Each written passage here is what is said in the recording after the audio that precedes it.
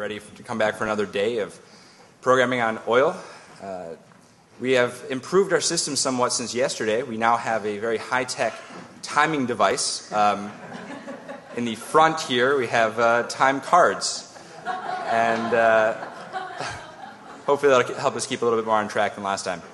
We're starting, as you can see, very slightly late. We're going to shift everything back 15 minutes so the panel gets as much time as it deserves. Without too much further ado, I'm going to introduce our moderator and first speaker, Professor David Archer, who is from the University of Chicago right here. So, Professor Archer.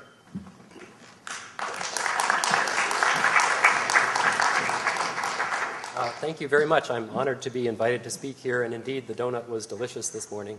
I commend you on that. So I'm going to speak briefly about the issue of petroleum from my perspective as an earth scientist, and in particular as someone who has written and taught classes about the issue of global warming. So my scientific specialty is actually ocean chemistry, carbon chemistry of the oceans. I'm not a petroleum geologist. I guess I'm not really a geologist at all. So some of the people that you're going to hear from know more about the geology of petroleum than I do. So you have to take into account the source when you're listening to anything that I say about oil.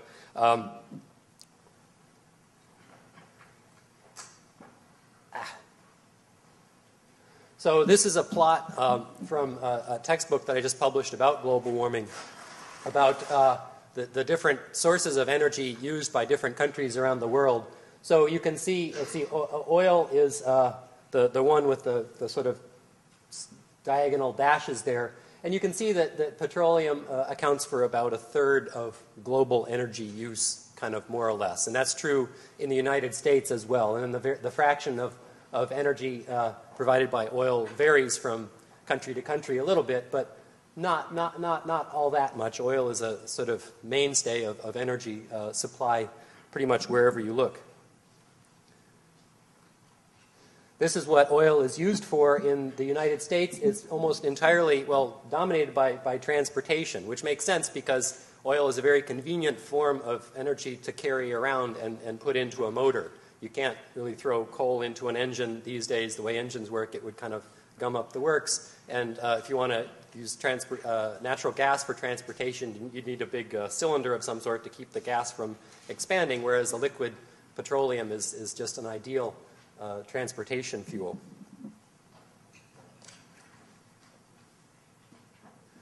The climate impact of the different fossil fuels varies a little bit because of the different energy contents of the fuels relative to the carbon. So coal is the least efficient in that regard. You can see it has the largest number of gigatons of carbon released per terawatt of energy produced of the fossil fuels, and that's because coal is almost, it's sort of elemental carbon, and so you basically have the carbon going to CO2, that's where the energy comes from.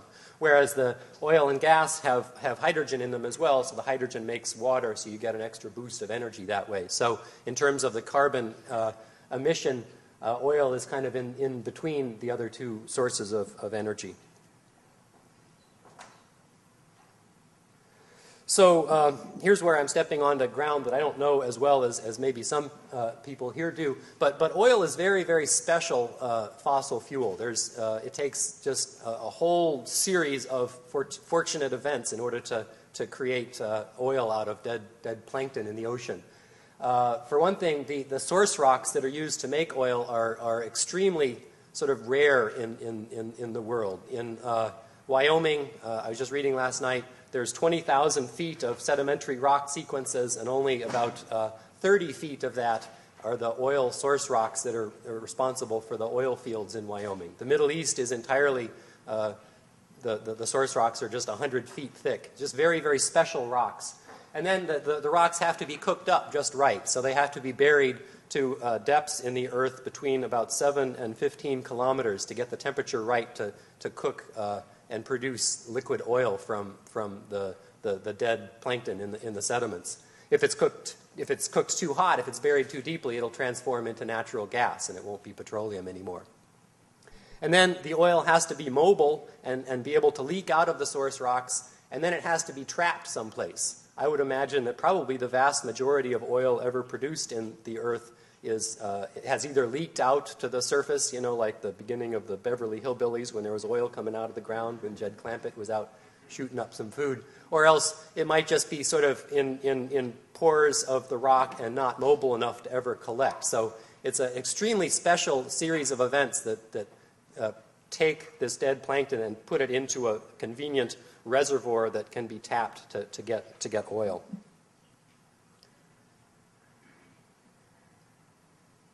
As a result, because, you know, sort of the statistics of small numbers, the oil distribution around the world, I'm not telling you anything you don't know, is extremely patchy, and most of the oil reserves are found in the Middle East. So this is a plot, according to British Petroleum, where the oil can be found. So you heard something about this last night. You'll hear more about it today. The idea that the discussion about how long the petroleum reserves will last, how long we can count on oil. So this is a famous plot of Hubbert's Peak, which is based on the amount of oil, the rate of oil extraction from the continental U.S., the 48 states. And so in 1950-something, 52 or something, Hubbert made this prediction that, so he noted empirically that the rate of oil extraction from an oil field tends to follow sort of a bell curve like this.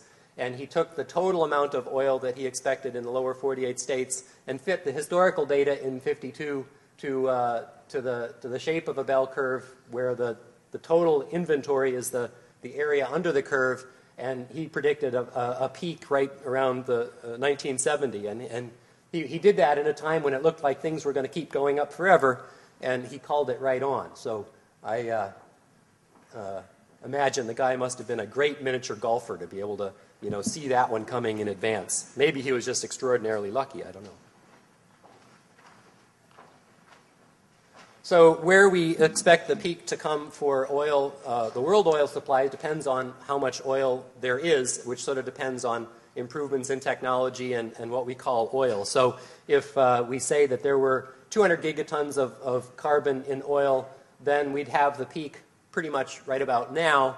If we start counting oil shales and tar sands and things like that and increase what we call oil to 500 gigatons, then the peak could be several decades from now.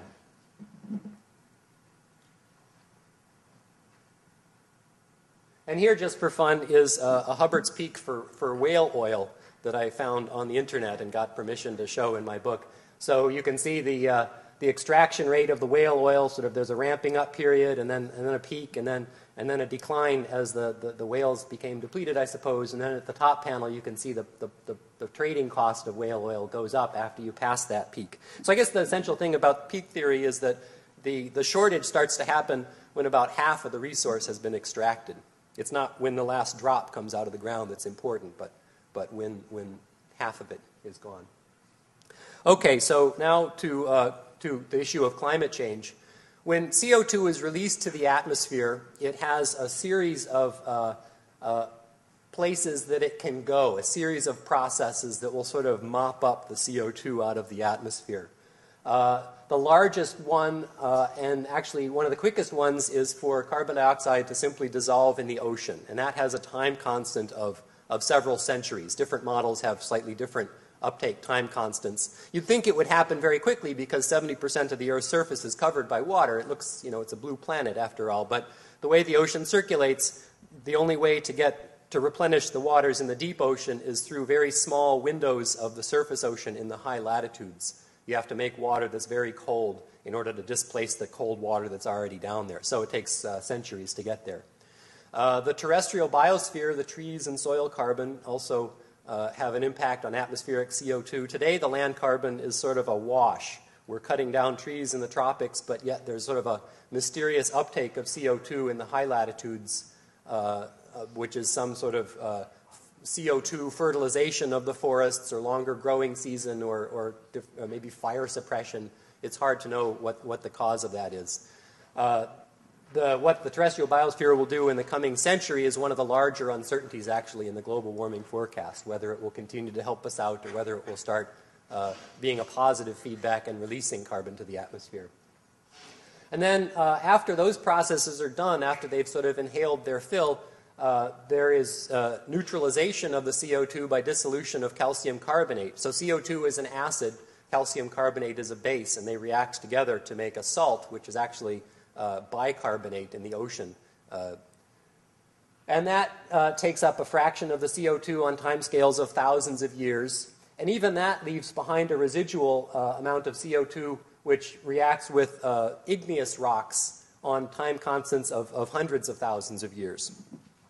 So the overall picture looks something like this. This is a time course of CO2 in the atmosphere going 40,000 years into the future. The fossil fuel era is that spike at the beginning, and then it goes down, most of the way by dissolving in the oceans. But then there's this long tail that kind of is left behind.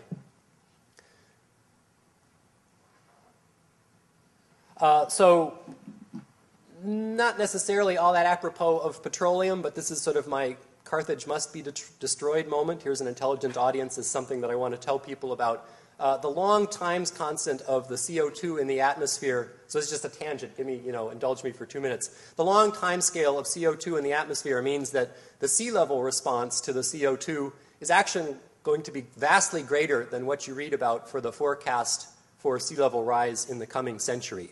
So the plot here shows changes in sea level in geologic time in the past, plotted against global average temperature in the past. So in the lower left, you can see the last glacial maximum 20,000 years ago when sea level was 120 meters lower than today and temperature was 5 or 6 degrees colder. Present day is right in the center there. And then times even earlier than that in the deeper past when sea level was higher and the temperature was warmer than today. So there's a whole world of complexity, and people spend their lives studying dynamics of ice sheets and things like that. And I don't mean to denigrate their work, but there is also virtue in just sort of connecting the dots, and you see this sort of relationship between global average temperature and sea level on geologic timescales. And then for contrast, in red, you see the forecast for sea level rise and temperature to the year 2100. 3 degrees C of temperature under business as usual, and maybe a half a meter of sea level rise. And you can see that that's way off of the line from the geologic past, and that's because it takes longer than 100 years to melt ice sheets. But CO2 will be around for thousands, tens of thousands of years, plenty of time to melt even the most sluggish ice sheet model. And so on the longer time scale, we're talking about tens of meters of sea level change. Okay, that's the end of my little soapbox. So this is now a series of model results of how much CO2 that we release to the atmosphere from fossil fuels will still be in the atmosphere as a function of time in the future. So the first column there is supposed to say peak, and that's the CO2 concentration at its highest level. And that usually comes right at the end of the fossil fuel release era. So it's going up as we're pushing it up, and then ultimately, presumably, we stop, and then it starts coming back down. So the maximum fraction of CO2 in the atmosphere is 50, 60, maybe 70% of the carbon that's released. Actually, that's how much of the fossil fuel that has been released so far is in the atmosphere today as well. It depends a little bit on how much is released. So 4,000 or 5,000 gigatons of carbon, that's basically all of the coal. So if we decrease the amount of carbon that's released, 1,000 to 2,000, that's kind of IPCC business as usual scenario to the year 2100. So by the year 2100, the oil and gas what we call an oil and gas today will presumably be gone, but there will still be coal left. So these would be sort of business as usual to then, but leaving coal in the ground, I guess. So the smaller carbon release, it acidifies the ocean less, it changes the chemistry of the ocean less, and so the ocean actually can take up more carbon. And so you see in the peak, the numbers are a little lower, 50 to 60% instead of, 70% for the larger releases. All right, so here's the meat of the global warming argument here. Let's say at the atmospheric peak, the highest CO2 concentrations that you have, there will be 50% of the emitted CO2 in the atmosphere at that moment. And talking about avoiding climate change, a lot of times what's done is to pick out a temperature that you say is a danger limit. And what would it take to avoid exceeding that danger limit. And, you know, it's a judgment call, and I get picked on from both sides of the spectrum when I talk about these numbers, both people who say that the danger limit that I would pick out is, or at least that I'm talking about, is you know, too dangerous or too conservative. But 2 degrees C is taken as a danger limit, basically based on the recent geological history of global temperature. 2 degrees C would be significantly warmer than the Earth has been in millions of years. And so if you start venturing into climates that you haven't seen in millions of years, you're really venturing into the unknown. So are there different ways for the ocean to circulate different climate states? What is the rainfall patterns in a world like that? We don't really know. So just for a number to talk about, if we say 2 degrees C is a danger limit that we would like to not exceed, we can use that to try to constrain how much CO2 we can release. The last ingredient is the climate sensitivity of the Earth, how much the temperature changes for doubling CO2. So the latest IPCC report has a 95% confidence interval of 2 degrees to 4.5 degrees for the climate sensitivity of the Earth. And that's based on studies of past climate changes, the last glacial time, the climate just of the last decades. A whole slew of studies kind of converge on that range. Okay, so if we put those ingredients together, we come up with the total amount of CO2 that can be emitted to never exceed that 2 degrees C danger limit, and it comes to about 700 gigatons of carbon. So how much is that? We've already emitted about 300 gigatons of carbon. And then the fossil fuel inventories, and here there may be discussion about, you know, bigger or less, but, you know, typical estimates of that: oil, maybe 250 gigatons left. Gas, maybe 100 gigatons. Coal is the big reservoir. There's 5,000 gigatons there. There's also a huge potential reservoir, we came in conversation about this morning, of methane in the ocean, which is not currently viewed as a fossil fuel resource because nobody knows how to get it, but that could be 5,000 gigatons as well. So those are the scales of how much fossil fuels there are, and you see that oil is kind of small potatoes compared to coal, and also compared to, you know, we can release another 400 gigatons and avoid sort of the really catastrophic climate change. So one conceptually very simple solution to the whole thing would be to burn all the oil and gas we can find and just stop burning coal today. Really, there's not enough oil in the ground unless, you know, this is a horribly mistaken estimate, to totally cook the planet. Really, the question about global warming, I think, comes down to coal, the first question.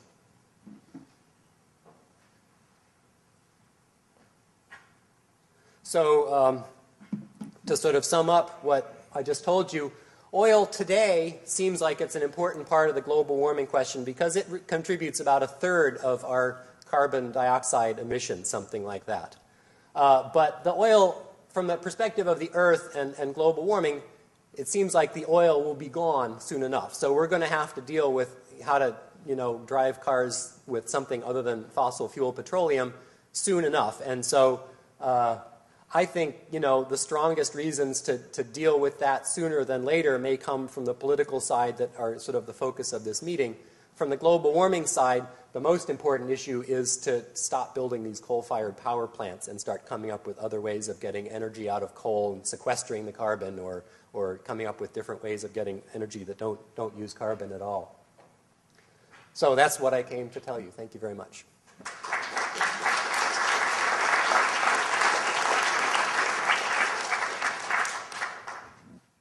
Good morning. It's a pleasure to be here this morning. I'm originally from Chicago, and it's always good to be back. I want to do a couple of things here this morning. Talk about the peak oil theory or hypothesis that you've heard talk about somewhat last night and just now. Talk about oil supply and demand forecasts and what they imply. Spend a few minutes talking about natural gas and see if that's our savior, as some people think. Then talk about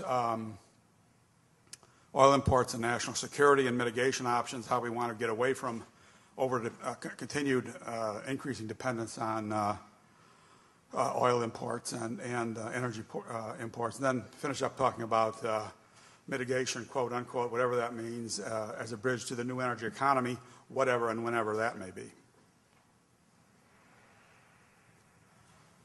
We're facing an energy crisis. No, what we're facing is a liquid fuels crisis, primarily, as a number of speakers have noted, in the transportation area, because transportation is very heavily reliant upon petroleum, and a larger and larger fraction of our oil use is being consumed by the transportation sector, and there are at present few alternatives.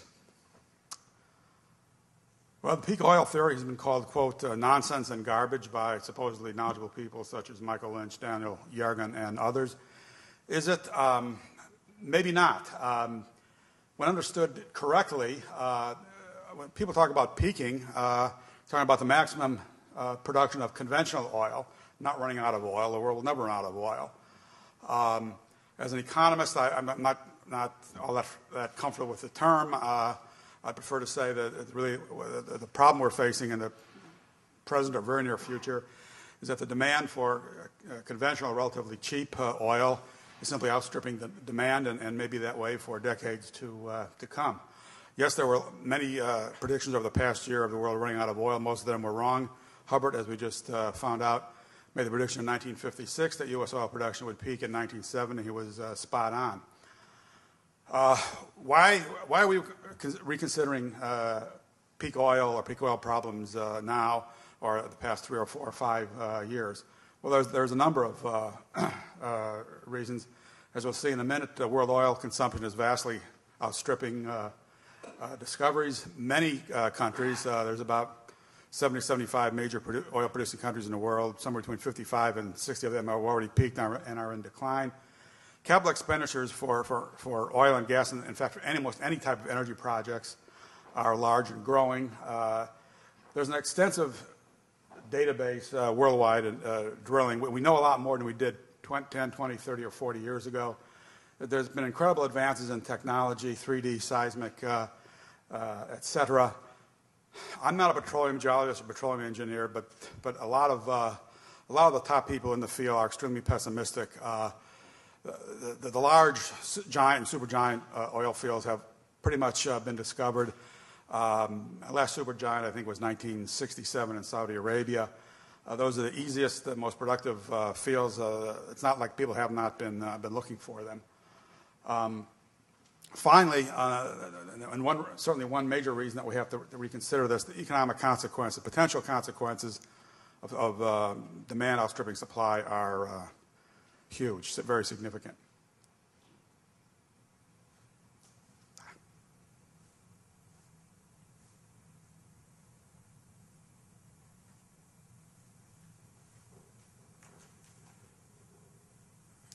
Okay, why will oil peak?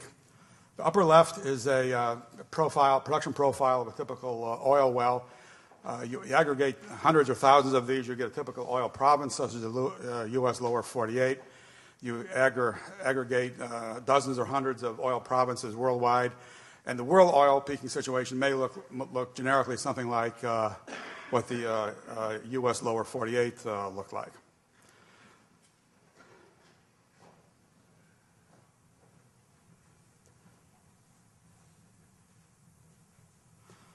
If you take one or two things away from my presentation, take an image of this chart. This was given to me by Jim Schlesinger, an ex-DOE Energy Secretary. Simply it shows that for the past 20 years, world oil consumption has been outstripping new oil discoveries. The world is presently consuming somewhere in the range of 4 or 5 times as much oil every year as is being discovered. Whatever you wish to call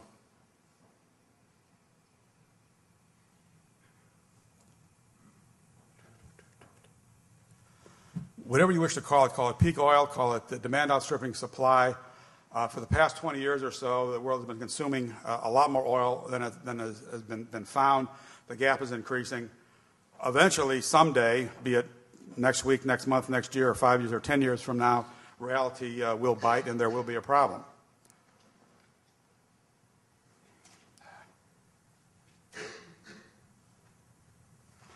This is the USGS relatively recent likely forecasts of world oil reserves. I just note that yellow yellow dotted line at the bottom is the 95% probability. That's the most likely. If you want to believe that the upper blue dotted line will come true, there's one chance in 20 or one chance in 25. It's the 5% probability. People have unfortunately focused on the green line or the blue line, not recognizing that the yellow line is much more likely what's likely to happen in the future. Basically what happens after discovery declines, production inevitably declines about a quarter century later. This is simply the situation in Norway. Discovery peaked about 27 years before oil production in Norway peaked, which happened about 2003, 2004, and it's on a constant decline. This happened in the U.S. It's happened in 55 countries already, including some countries who used to be in OPEC. Production peaks can be sudden, sharp, and not necessarily similar. You see what happened in Texas, North America, United Kingdom, and Norway. False peaks, multiple peaks, maybe some plateaus, but the bottom line is that production increases, reaches a maximum or plateau, and then it declines in some cases very rapidly. And I might note that these drastic declines you see in production in the United Kingdom and Norway have happened in the past 4 or 5 or 6 years, over time when oil prices have essentially tripled or more.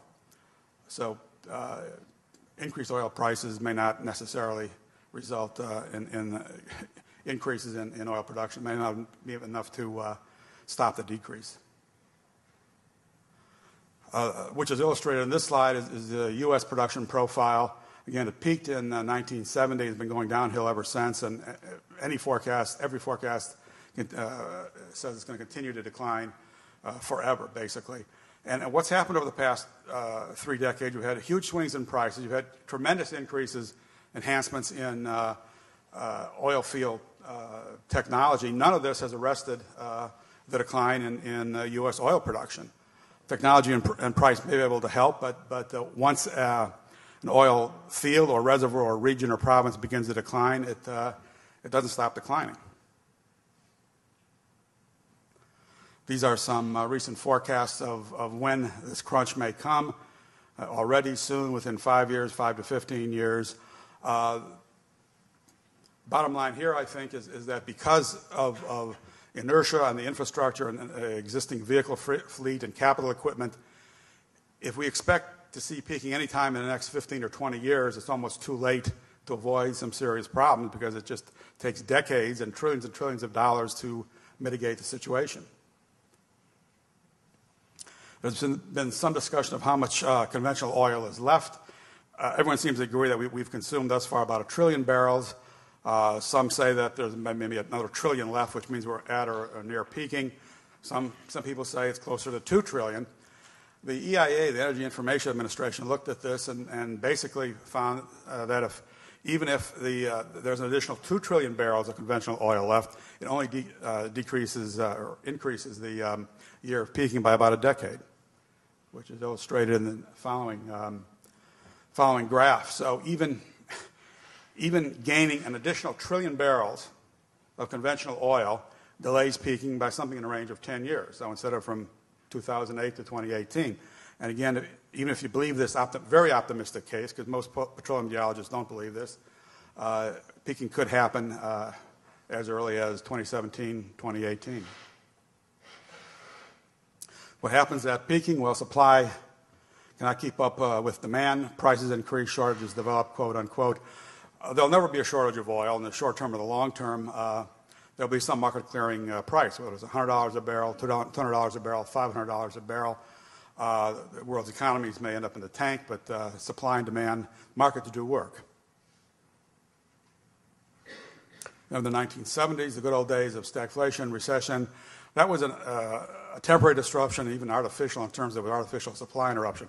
We're talking about world oil production peaking. We're talking potentially about decades of problems, much more severe than we or the rest of the world experienced during the 1970s. Yes, demand destruction will always equate supply with demand, whether it's relatively minor demand destruction or major. But demand destruction, as I'm fond of telling people, is nothing but a euphemism for recession, unemployment, depression, and so forth. I've been in many debates with people who seem to think that demand destruction is the solution. I look upon it as the problem. If you want industry to go into the tank, you want unemployment to increase dramatically, interest rates, and so forth. That is what the demand destruction gives you. It's a thing we should be, I think, be trying to avoid with fairly intelligent and timely mitigation initiatives.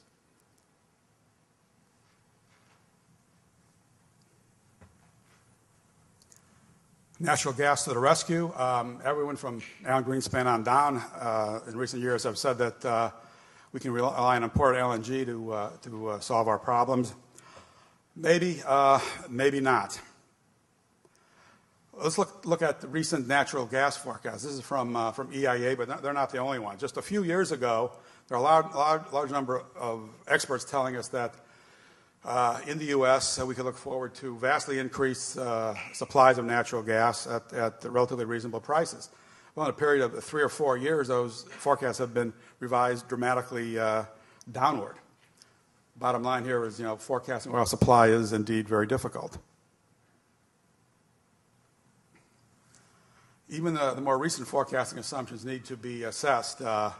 EIA is forecasting natural gas prices to decline, but supplies to increase and demand only change modestly.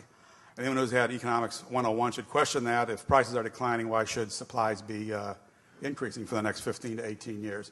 This may be more likely the natural gas situation in the U.S. over the next decade or two, simply increasing shortfalls.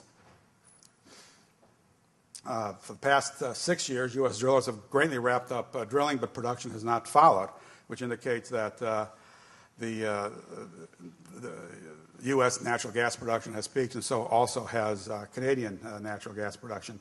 Every year, again, EIA has been ramping down their forecasts of likely future U.S. natural gas production. Canadian production has also hit a wall, and talking to some people in Canada, the situation there may be even worse than in the U.S.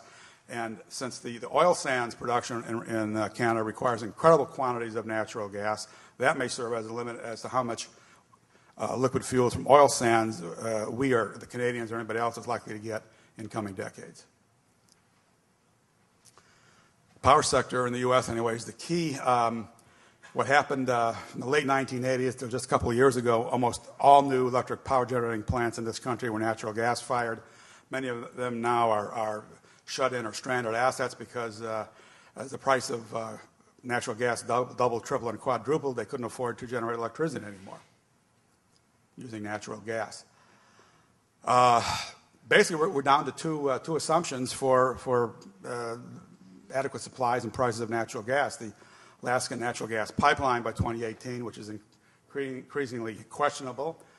Until then, we're dependent upon LNG, assuming we can build a terminal, assuming there's be available at reasonable prices. Even assuming that, just think one thing. Are we really comfortable with becoming reliant upon imported LNG from the same regions and countries we're now worried about importing oil from the Middle East, Russia, and so forth? I think not. The scale of the problem, this is a little exercise we did for DOE last year. President Bush says reduce our dependence on imported oil. DOE said, ask us what would happen if we just held it to 205 levels. That would require us by 2025 to increase our liquid fuel supplies by 5 million barrels a day, which is about what we're going to be producing domestically in that year. It's 5 times what is produced in the country of Australia. This is not to reduce our import dependence, just to keep it constant. This is an exercise we did for the Southern States Energy Board last year. Starting at 2030, if we want to reduce or eliminate oil imports, these are the kind of contributions you need from the options: energy efficiency, oil shale, enhanced oil recovery, biomass, coal to liquids, and so forth. You can argue with these wedges, the size, the shape, they're phasing in, phasing out, whatever, but there are only so many liquid fuel options we have, and it's a zero-sum game. Coal is our most abundant resource, and I think we're going to have to find some way in a carbon-constrained environment to use it both for electricity production and for CTL, coal to liquids. We have oil equivalent coal in this country, twice what the current oil reserves in the Middle East are. A number of studies been done over the past year of potential of coal to liquids. Achieving something like 5 million barrels a day by 2030 is under a very aggressive scenario. It may be technically, economically feasible. Coal to liquid plants simply look like large refineries. This is the CTL rollout in the Southern States Energy Board study I mentioned.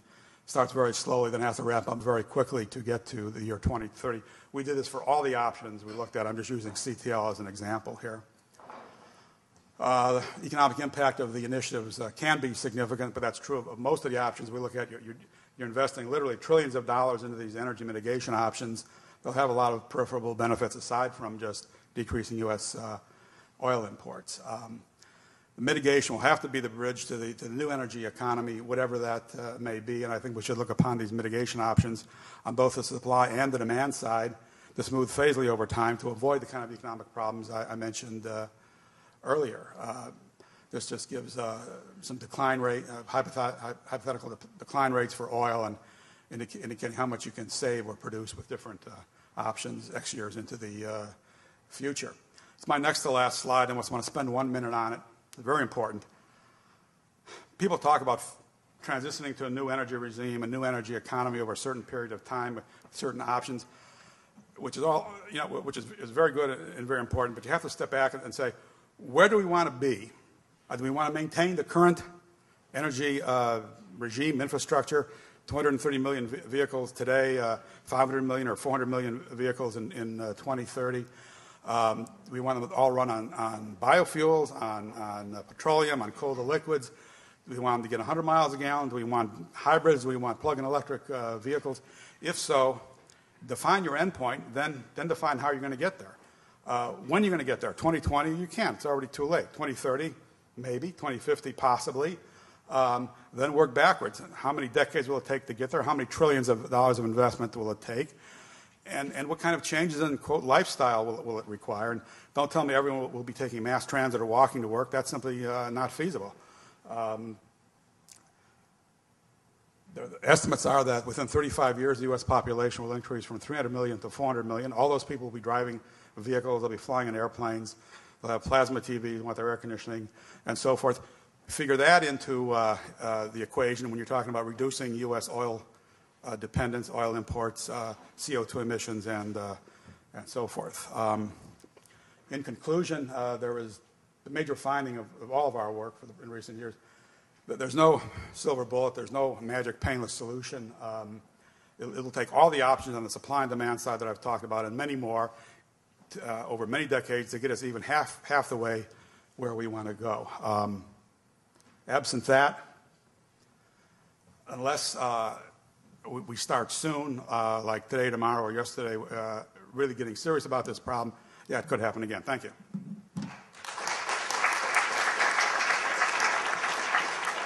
I've been asked to tell you a little bit about some unconventional liquid fuels, and I'm going to begin with this picture. It's a picture of land in western Colorado, and what's remarkable about this land are two facts. One, it's all owned by the federal government, so this is our land. And about 1,000 feet under everything you're seeing is something called oil shale, and I'll tell you more about that. But under a single acre of this land, we estimate, and so does the U.S. Geological Survey for that matter, estimates that there are about 2.5 to 3 million barrels of oil that can be recovered. And a little bit more about that in a few minutes. But this is an amazing resource. And I press this. What am I doing? Oh, okay, I understand. Once again, oil prices are high. Once again, you're hearing, or at least we in Washington are hearing a lot of talk about unconventional fuels, and they include oil shale, coal to liquids, and biomass. A lot of folks are talking about them as the solution to our problems. It's been raised before, and never have these unconventional fuels been shown to be competitive with conventional oil. So this raises the issue, have unconventional fuels become a viable option? And then what strategies are available to the government to address this? And since where I work, we do a lot of work on strategies, I'm going to share with you some of the ideas that we've come up with at RAND with regard to moving forward here. And I'm going to begin with, did I hit twice or? Okay. I'm going to begin by going through basically a few of these unconventional fuels. The first group is going to be fuels that are called Fischer-Tropsch liquids. Roger Bezdek was referring to those, I believe, when he was talking about coal to liquids technology.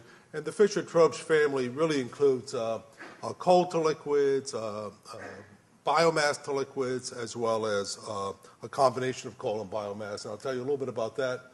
The only other important domestic option that's available in the near term is oil shale. And when I say near term, by the way, I mean something that you could build in the next 10 years, that you could build a commercial plant. The alcohol fuels, we have food crops. They're already being pushed as far as they can go. The next step on alcohol fuels is lignocellulosic conversion. Our early analysis are showing that lignocellulosic conversion is more expensive than Fischer-Tropsch treatment of biomass. And you heard a little bit about that yesterday, the lignocellulosic stuff from the Exxon talk. And those concepts for lignocellulosic conversion are not going to be ready for many years. Only the initial plants are undergoing, their pilot plants basically are being built today.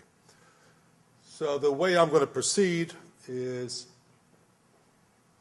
give you a quick technical introduction to oil shale and Fischer-Tropsch technologies, then go through some of the key environmental issues, talk about the benefits. Why do we care about this? And we at RAND believe that there's been a lot of confusion with regard to what the benefits really are, and then go into that analysis of the options very briefly with you.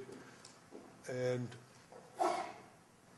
so to begin with oil shale, this is a huge resource.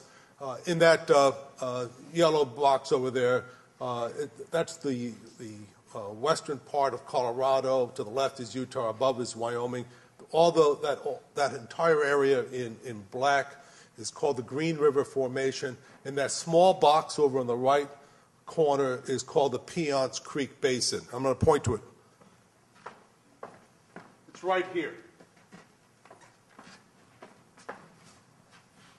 And in that entire formation, that Piceance Creek Basin is about 35 miles east to west and about 45 miles north to south. And that entire formation contains about 2 trillion barrels. That's what we estimate is in place in this formation. And we estimate, we had to do our own reserve estimation, we estimate that of that resource in place, over the next couple of hundred years, it's very likely that we could get out at least 800 billion barrels, although we did put a range on it, 800 billion barrels of petroleum. And to put that in perspective, the United States uses about less than 8 billion barrels a year. So that would be 100 years of total U.S. consumption, or it would be 30 years of world consumption, something like that. This is a lot of oil. In fact, 800 billion barrels is 3 times the proven oil reserves of Saudi Arabia. So with Professor Archer's statement, don't worry about oil. The good news is we have a lot of oil. The bad news is we have a lot of oil. And we'll get back to that when we talk about the environmental side of this. In addition, the other big resource we have in the United States is coal. This is a picture of a wall of coal in Wyoming. This is 80 feet thick coal seams. And the seams are actually thicker than this. And that's enough. We have enough coal in the United States to last us at least 250 years, and there's a lot of coal that probably could be discovered and some price increases would come online. So we have a lot of coal in this country, and so does the world. Now, the reason that's such an amazing picture is back in Appalachia and in this central basin here, the Illinois basin, where we have a lot of coal, we find 6 feet of coal. That's a rich load of coal. So this is amazing when you think about what we have in Wyoming. Now I thought I'd give you a very brief technical introduction to what oil shale and coal to liquids involved. I'm going to begin with oil shale. This stuff is in the ground. If I showed you a piece of oil shale, it looked like a rock. Someone mentioned if I showed you tar sands or heavy oils, it would be something that was very tarry, wouldn't flow. It would be sticky when you touch it. This stuff, you pick it up, it looks like, flagstone. Within each ton of these rocks, and these are carbon-bearing formations that Professor Archer mentioned, and if we gave these formations another million or few million years, they would turn, all this stuff would turn to oil.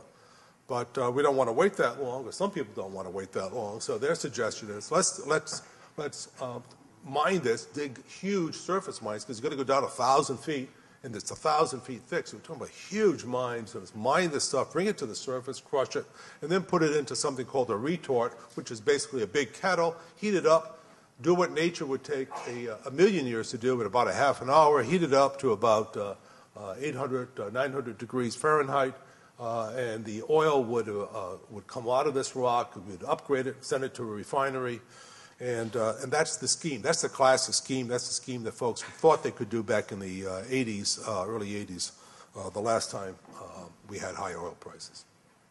And there's a new scheme out, which is being pushed by a number of oil companies, including being not pushed, but being investigated by a number of oil companies, most notably Shell, but also Exxon, Chevron, and others. And their scheme says, let's just keep the stuff in the ground and then just heat the ground up, but not over a million years, but over maybe 3 or 4 years.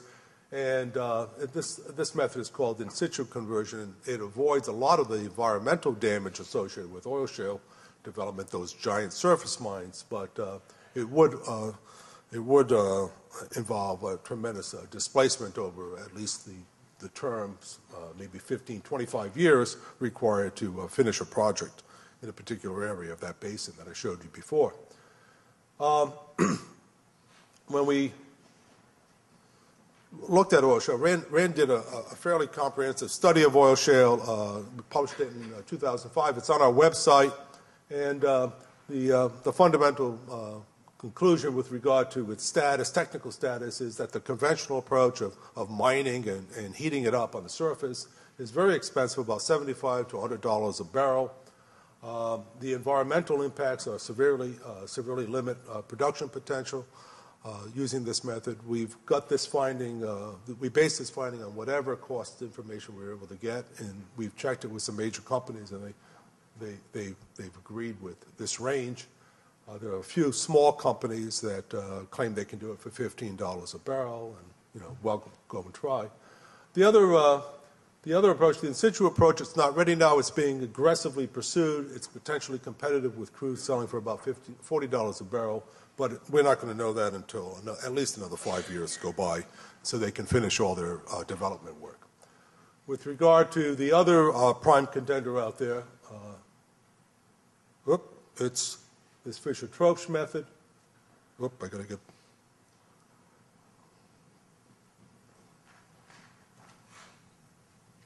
Fischer-Tropsch method. And the Fischer-Tropsch method, one starts with coal or biomass, heats it up in the presence of steam, makes something called synthesis gas. Other people call it town gas. It was the gas used before the pipelines came in. People used gas for lighting in the old days. It all came from coal. And you can take that gas, and they do make it in certain parts of the world, take that gas and make very high-value fuels from it. You can make a zero-sulfur jet fuel or a diesel fuel. You can make naphtha. You can send that to a refinery and make gasoline.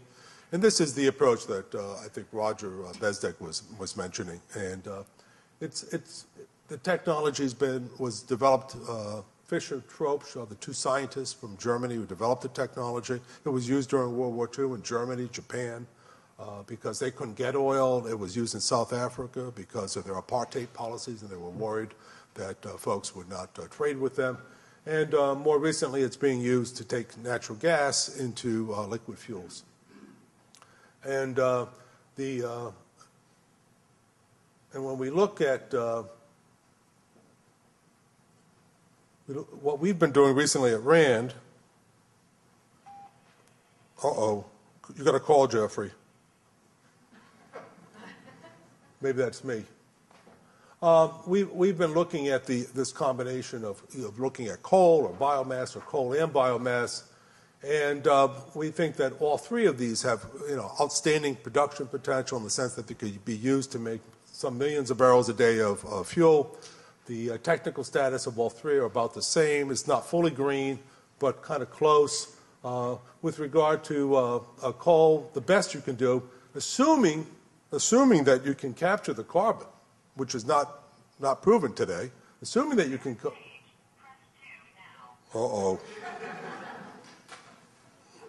I think I've just called South America on this one.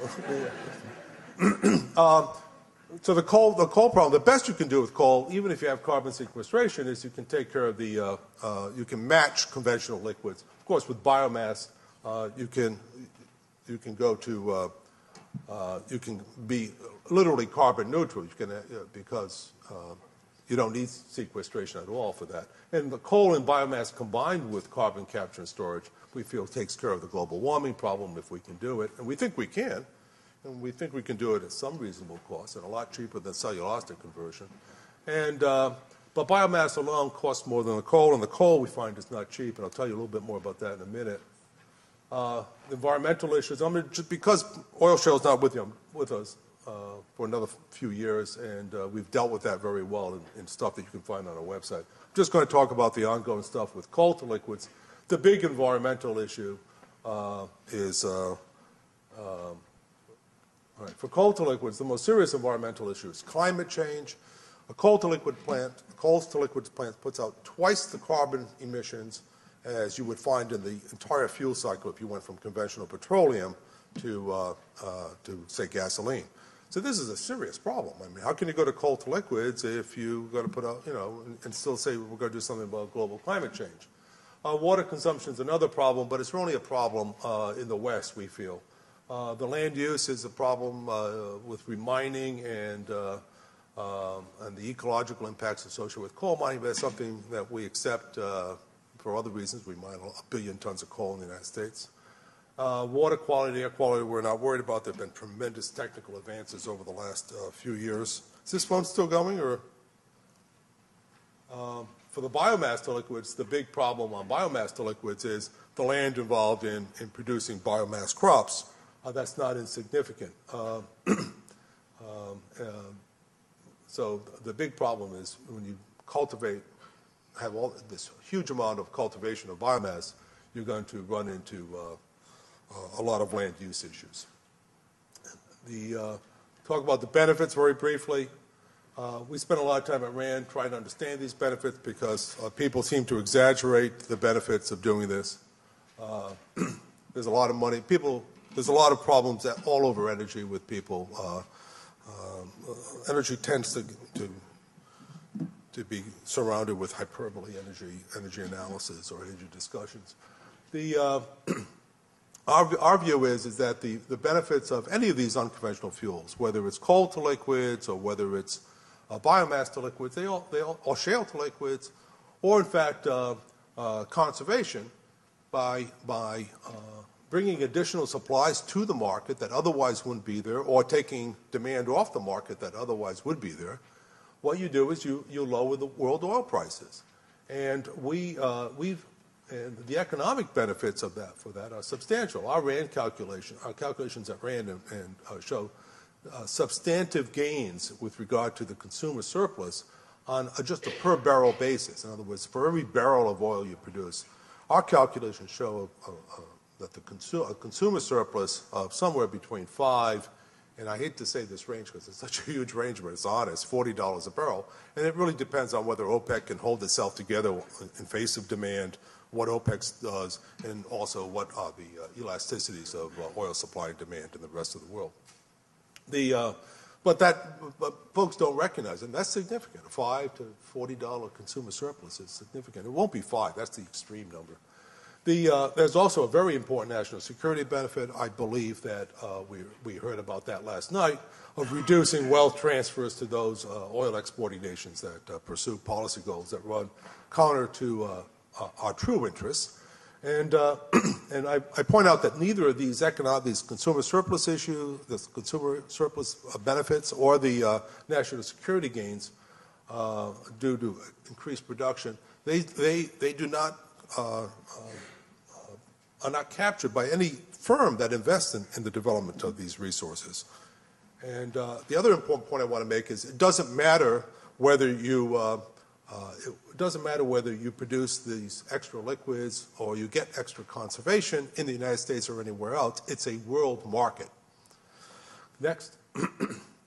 Now, there are some benefits that really do count if you build these plants in the United States. First, there's a potential for significant economic profits. The profits from these plants would be broadly distributed because of taxes and possibly royalty payments. At least a portion of them, about 40%, maybe 50% if it's oil shale. There's the benefit of increased resiliency to the petroleum supply chain because all these plants won't be concentrated where we have all our refineries, so it gives us a little bit more resiliency against disasters and natural disasters. And there are some important regional and state level benefits with regard to economic development and employment. Often we hear these employment benefits or these economic development benefits touted as national benefits. They're not really national benefits, they're regional benefits.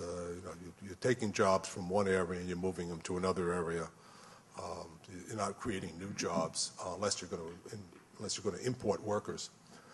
And finally, I want to go and with this background, briefly go over what we believe are the federal options with regard to all these unconventional fuels at this time. And the key facts that we believe push policy in this area are the following. One, unconventional fuels really do address an important national security problem of wealth transfers from this country to other nations. Very few approaches are ready for commercial development. Crop-based ethanol is already subsidized. You can't do any more for it. The only other near-term option is Fischer-Tropsch liquids, whether it's from coal or coal and biomass, nothing else is ready today. It won't be ready likely for 10 years.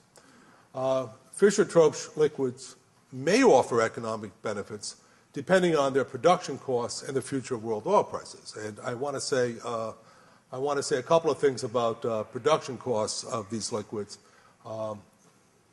We think that the production costs are somewhere between $55 and $70 a barrel. These are not cheap to produce, at least for the first plants. Now, later, there will be learning. We know there's a record of strong learning in the petrochemical sector, and we could expect that those costs would go down in real terms over time. With regard to the future of world oil prices, we should expect lots of volatility. We should not expect these prices to stay where they are. And finally, there's the issue that dependence on coal for both liquids and power production may not be a sustainable option, and that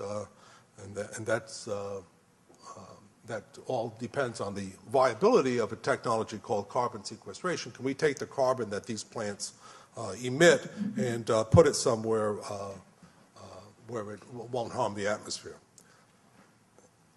And in our view, the uncertainties predominate.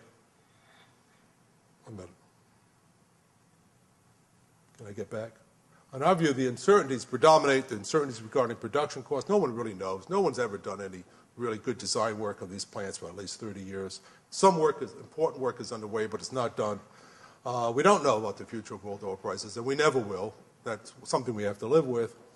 And the viability of carbon sequestration just stands out there as not being not being addressed yet.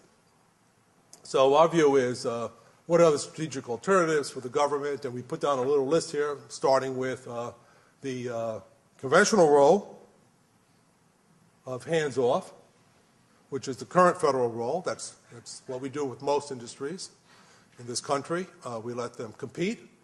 And the other extreme is, go down to the next, is to have a massive program to promote millions of barrels of commercial production. We already have that in place for corn. To me, it's not energy policy. It's agricultural policy. I think most energy experts would agree with that. The idea of going for non-food crops makes a lot of sense.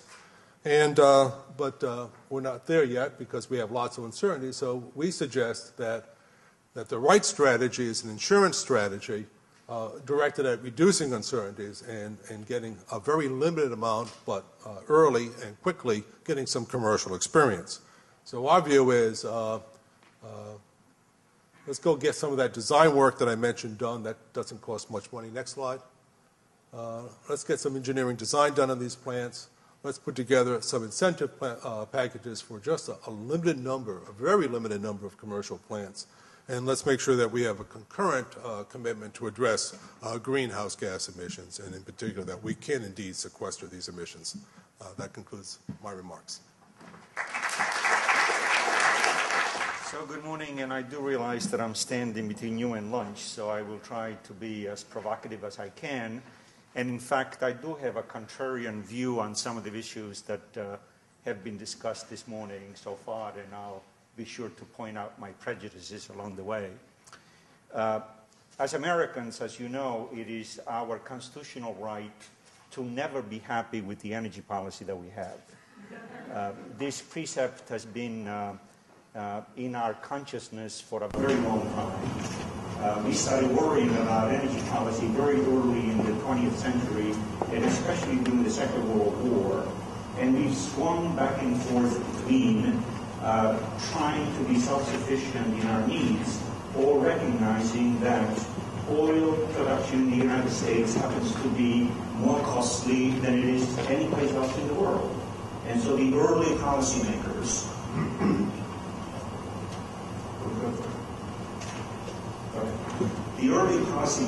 thought that it actually made sense not to invest in developing U.S. oil fields, but I'm going very fast, but to actually import oils from places where it could be obtained much cheaper.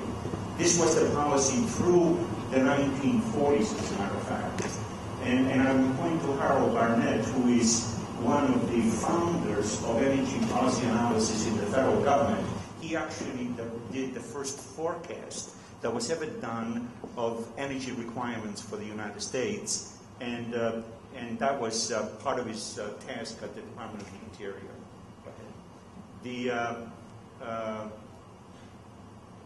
We went from this reliance on foreign cheaper sources in the 40s to an energy crisis in 1973, where we shifted entirely our view of the world from one of international trade to one of self-sufficiency. But I want to mention something that happened between the two. In the 1950s, the Eisenhower administration, acting in reaction to domestic producers who could not compete with foreign oil, actually imposed import controls on all oil coming into the United States. That set of import controls affected most especially Venezuela. And Venezuela, who had been thinking about this for a while, used that imposition of import controls to actually foster the creation of what came to be known as the Organization of Petroleum Exporting Countries, or OPEC. It is U.S. policy that actually spurred the creation of OPEC, and it is that import control that was in place at the time of the first energy crisis in 1973 that came back to haunt us for the subsequent management of that problem. Let's go ahead. the energy independence psychology didn't last actually very long. And the reason for that was that both Nixon and Ford launched these very aggressive federal programs to produce oil and gas from unconventional sources such as coal, and they proved to be such disastrous decisions that they were abandoned within a matter of years.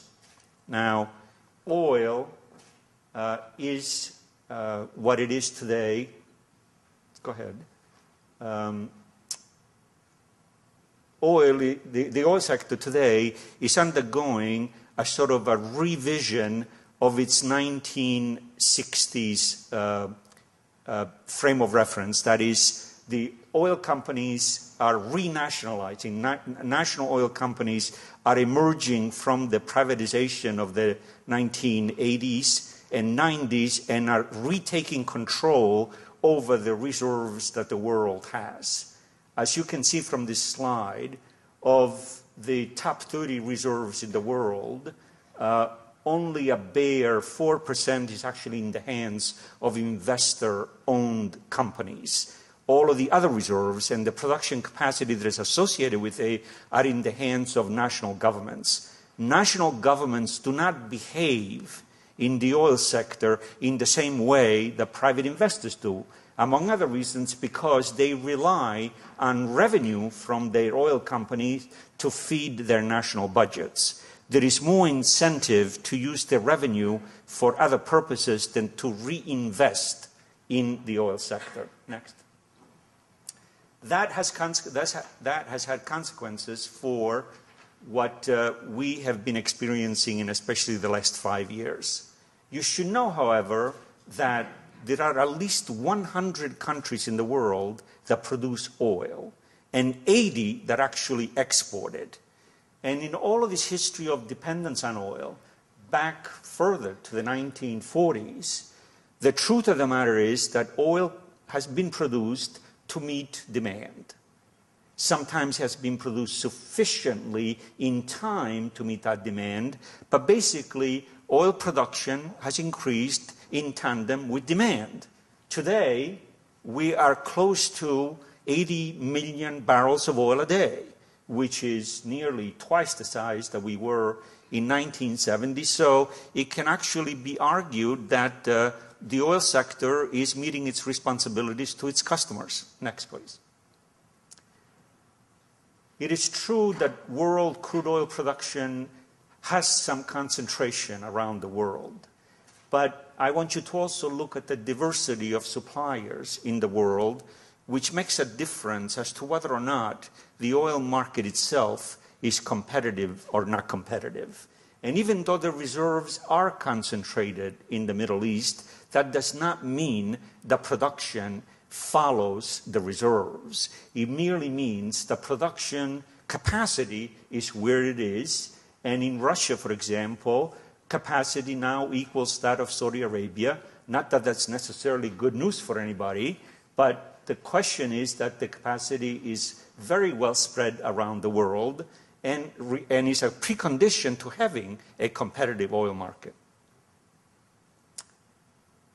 Now, the problem that's been experienced, especially in the last 5 years, is that the world production capacity does not have any room for error. It has little spare capacity. There used to be spare capacity in a number of countries around the world, but today, the only country that's got spare capacity is Saudi Arabia. It does matter whether or not that spare capacity is available and it is competitively brought into the marketplace or not. There is currently certainly no incentive for Saudi Arabia to use its excess capacity to bring down the price of oil. On the contrary, it is best if they leave it exactly where it is. The world consumes now about 84 million barrels a day. And consumption, as you see, is as diversified as production.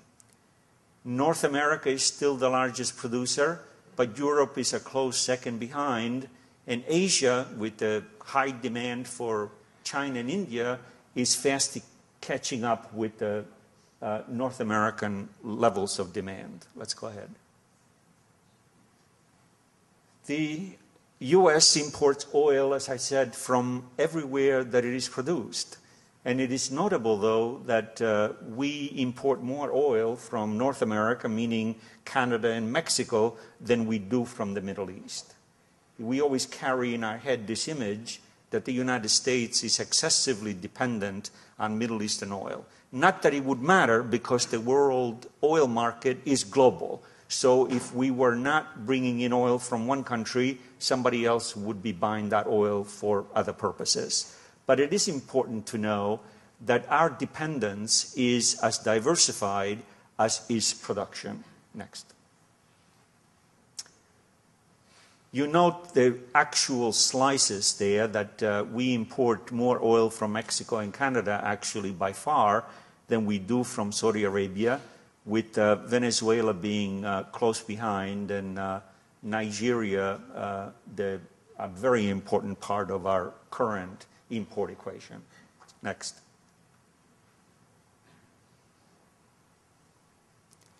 Back one more. The trend that you need to worry about, that we all need to worry about, is that we are not only importing oil anymore, we are also importing refined products.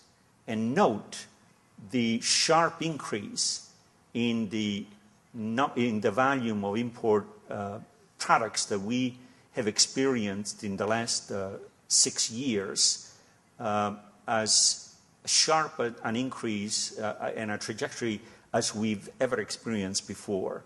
But that trend is probably more worrisome than the crude import trend, because products depend on available refining capacity. There are a finite number of refineries around the world, so if anything happens to any of those refineries, prices usually become exceptionally volatile. Next.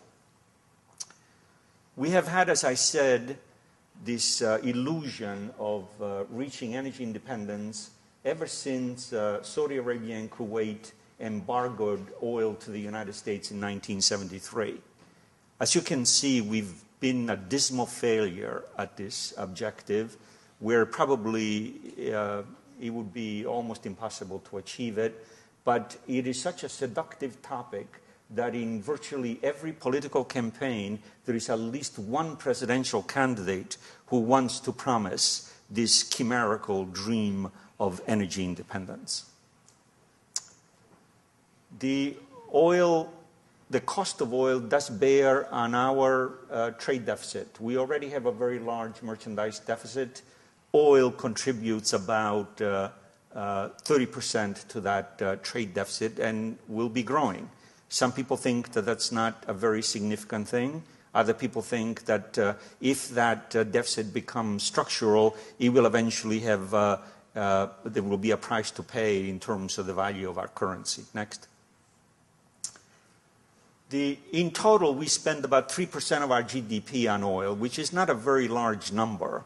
And that is the reason why, at this point in time, no one really worries about oil prices running the economy into a recession. It is true that we've had recessions connected with the after effects of virtually every previous run-up in prices, but there has been no indication in the last 4 years of any recessionary tendencies on the part of the economy, even though we've sustained the largest single increase in oil prices in 100 years. And that means that our economy is far more resilient and less structurally dependent on oil than it has ever been. So we can sustain much more problematic issues within the oil sector without driving the economy into a recession. Go ahead. Back one, please. We do make sometimes invidious comparisons with the Europeans in terms of our oil use. Our per capita consumption is higher than that of Europe, as you can see, by quite a bit. And so is our so-called oil intensity, the amount of oil we use to to produce a unit of GNP. But the intensity lines have been either steady or going in a downward direction, even as the gross oil consumption in the United States has risen. Next. The most important thing to keep in mind about the oil sector is the incredible complexity and the global nature of the oil market. There is no other market in any other commodity that has achieved this level of complexity, which means that oil prices are set within a structure that is exceptionally difficult to manipulate, except on the margin when OPEC members decide on a reduction of supply, which then has to be redistributed into the marketplace by both physical and financial instruments that are now used to trade oil. The financial instruments that are used to trade oil are several orders of magnitude larger than the instruments that we use to trade actual barrels. So that the trade in oil is now a business worth more than $3 trillion a year, even though the value of the physical oil is only a fraction of that. Next. Obviously, as others have said, our oil consumption is almost entirely concentrated in the transportation sector in the sense that there are no current real substitute for them. The rest of our use, especially in the industrial sector, is as a feedstock to produce plastics and other such things. We use very little oil in the electric power sector, less than 600,000 barrels per year. We got out of that right after the first energy crisis, the second energy crisis in 1979. So if there is an issue of policy with regard to oil consumption in the United States, the answer has to lie in our transportation sector. We have, as other people have said, tried a very large investment in ethanol production as a way to expand our liquid fuel supply. We started subsidizing ethanol production in 1980. We subsidized the investments in every aspect of ethanol, from price support for the crop itself, which in the United States is corn, to the providing tax credits to the investors who build the plants. And we also have in place a 54 cents tariff against import of any ethanol from overseas, for example, Brazil, which produces that product at a much lower cost than we do. Even so, and even with a 25-year investment, we've been able to displace 5 billion gallons of ethanol from a liquid fuel supply of 140 billion gallons. So it took a large effort, above $5 billion in investment, to make only a marginal difference to the transportation fuels that we need. And this is a cautionary tale about seeking to transform a system as complex as that which supplies your gasoline at your local station. It is a system that spans the world, has been optimized to deliver a product that, relatively speaking, is actually fairly cost-effective. The average American pays more for a cup of Starbucks than they do for a gallon of gasoline. And the effort that goes into producing each has really no equal at all. So to conclude, I think the important thing to remember about oil policy is that it has always been difficult to make to the satisfaction of most Americans, or to make a difference in our reliance on oil, first of all, and on oil imported from other sources as an important component of it. It is not for lack of trying. We have tried on several occasions, beginning first with the Nixon and Ford administrations, and even more so subsequently in the Carter administration, to find alternatives. And well-meaning people who were very savvy about the energy sector made very strong decisions that have cost a great deal of money to try and remedy that oil equation, all of them, virtually all of them, stopped in time to realize that neither the economics nor other aspects of it were going to be able to make a significant competitive challenge to the oil sector. That is not to say that we need to accept the world as it is. It is only to say that there is a difference between aspiring to a different energy structure and the actual process of achieving it. The process of achieving it, in the case of oil, has always been more difficult than our ability to dream about it. Thank you very much.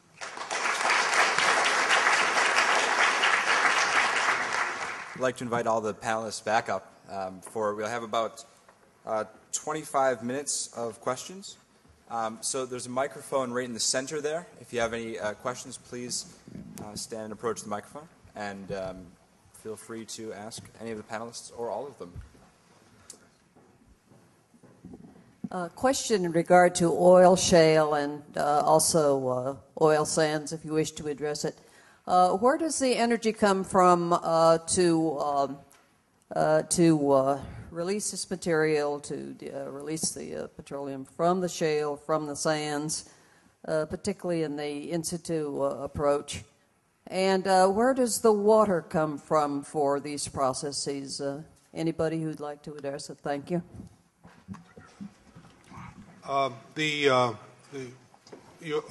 For the in situ approach, the energy basically comes from the oil shale itself.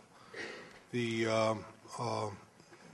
part of the oil shale would be used to, well, part of the liquids or the gases produced by the oil shale process would be used either to heat up a fluid that would heat the ground up, or to make electricity, and the electricity would be used to heat the ground up. So for the oil shale production, nearly all the energy would be used from oil shale. Your question really derives from a debate with regard to ethanol fuels, and the what we've tried to not worry about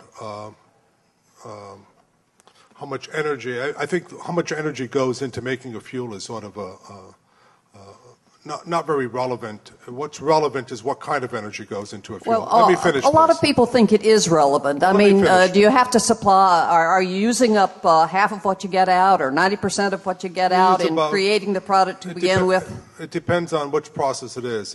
You use about 1/3 to 1/6 early on, maybe less later. But remember that it's really the quality of energy. Are you using oil to make oil, or are you using something that's much more abundant? When we make electricity, we put about 3 units of energy in, and we get 1 unit of energy out. So we use a lot of energy to make electricity. It doesn't mean we shouldn't use it. We would like to be more efficient on it. The reason this has come up is because folks have said that ethanol is not an energy efficient process, that we use more energy or just about as much energy to make a gallon of ethanol as we do. It takes as much energy to make a gallon of ethanol as you get out of it. And that's really not a useful concept. What really counts is how much CO2 you make when you make the ethanol, and how much premium energy you use when you make ethanol. Are you using oil or using natural gas, which are scarce fuels in this country, to make ethanol? And when you look at it that way, ethanol doesn't look as nice as some of the other fuels, but it depends on whether you make it from food crops or whether you make it from biomass residues or crop residues. With regard to water use, the water would have to, that's a big issue. And there's aquifers there. We don't know. No one's done a design of an oil shale plant. There's a lot of hand waving. No one's done a detailed design. None of the folks who are investing heavily, like Shell, have done a design, or at least have published a design saying, here's how we would do it. So until they do that, we don't know how much water they're going to take from the Colorado River Basin and how much they're going to get from aquifers. It's a problem in the West.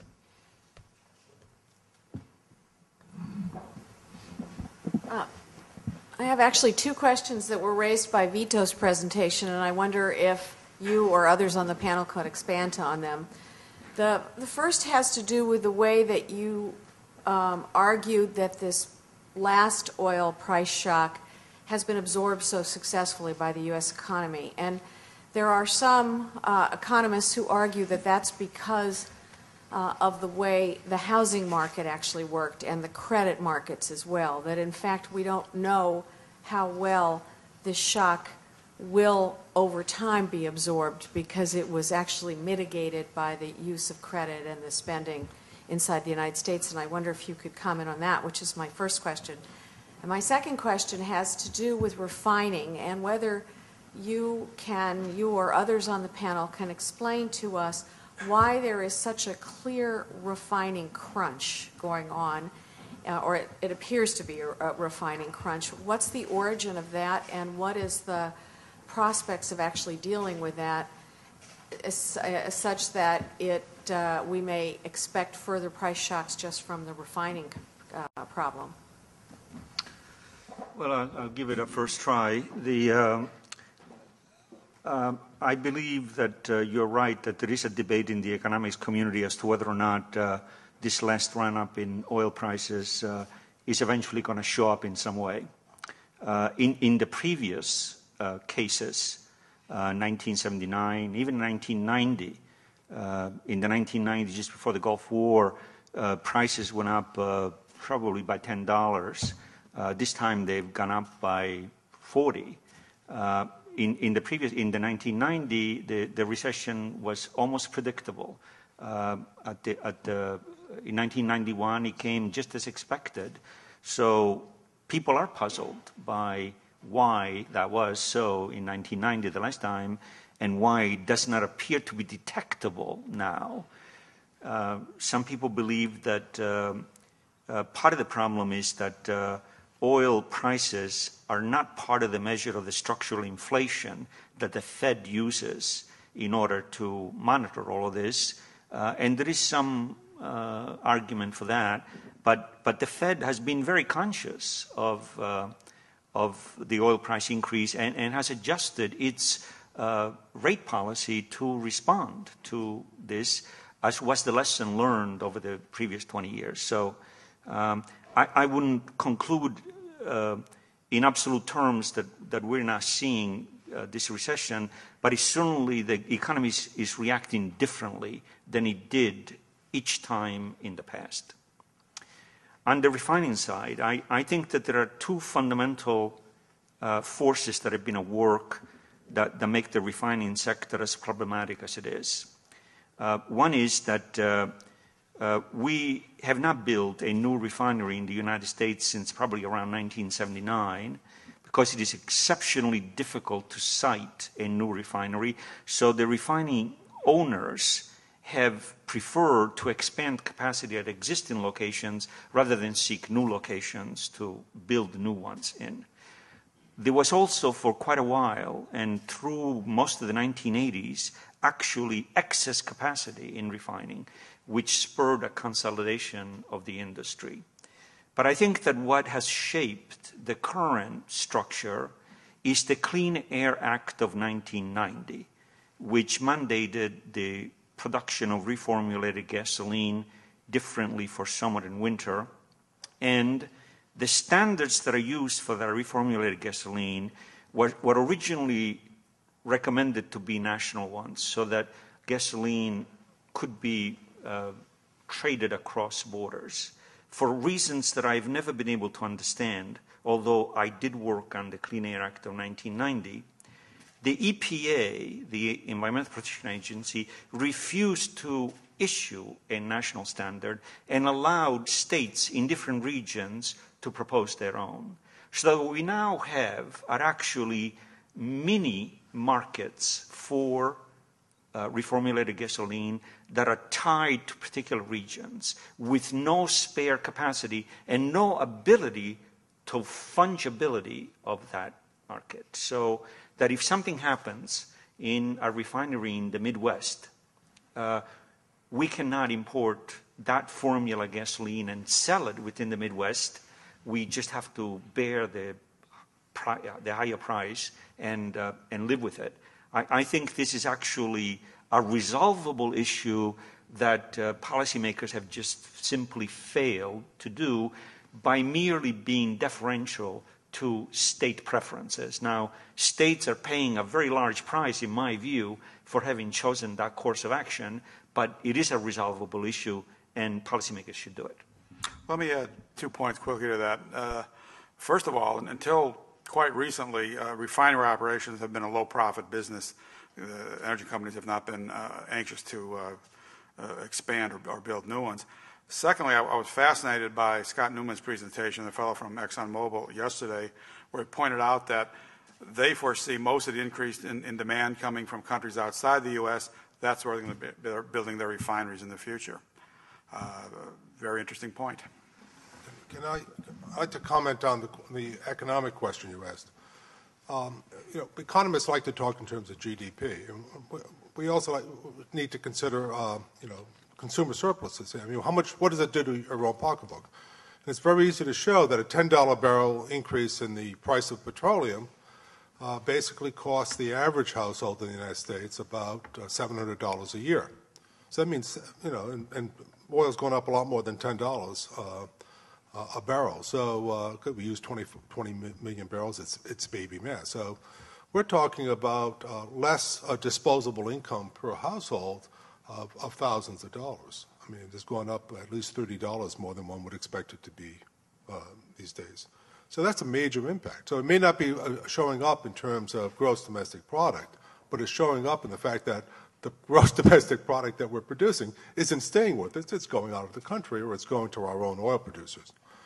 And with regard to refining, I think we are there's been a fundamental change in the industry. You appropriately described the excess capacity we have. The refining sector views the fact that we have now 93%, we're running at 93% of capacity, as a major business achievement. They were running at 80 to 85% of capacity for many years. So they're very happy to be where they are. And and there's no obligation in the refining sector today for sure supplies. That is gone. This is competitive business, and it's gone. And I think it's something that needs to be revisited. It needs to be revisited. And I start that revisit by going to the companies and saying, look, we're not going to put up with this kind of price volatility associated with refining. What do you propose? And it may be more interregional pipelines that we need for products. It may be getting, rationalizing some of these boutique fuel standards. It may be some combination of things. And it may be, as someone mentioned yesterday, setting up a product reserve so that there's ways to get gasoline. I don't know what the solution is, but I think it's worth looking at.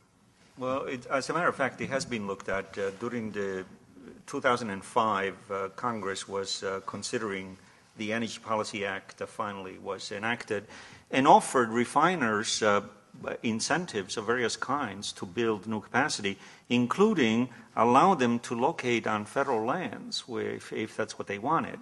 But it has been the consistent position of the refiners that if they need any help, they will ask for it. Now, it's very difficult to impose a requirement on the industry on the part of the federal government because previous requirements that we've imposed on them have typically backfired. Now, the refining business is not the most profitable part of being in the oil sector. And I think that that's part of the critical problem involved.